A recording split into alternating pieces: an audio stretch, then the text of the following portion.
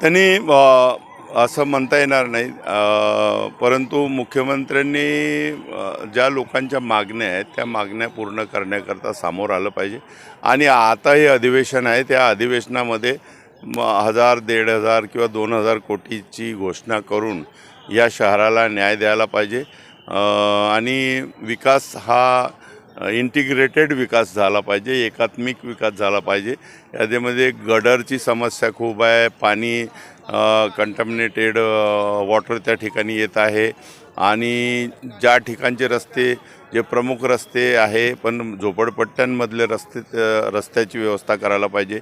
झोपडपट्ट्या तोडायला नको. झोपडपट्ट्यामध्ये लोक राहतात, त्यांच्या झोपडपट्ट्या तोडण्याचं काम सुरू आहे, ते बंद झालं पाहिजे. हॉकर्सना पण न्याय दिला पाहिजे. आणि या ठिकाणी बेरोजगारीची समस्या खूप आहे, तर पदभरती त्या ठिकाणी झाली पाहिजे.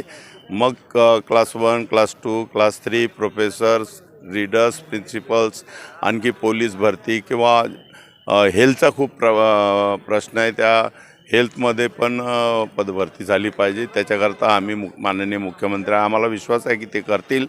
आणि मुख्यमंत्री अभ्यास करणारं व्यक्तिमत्व आहे, त्यांनी अभ्यास करून त्या ठिकाणी लोकांना न्याय द्यावा.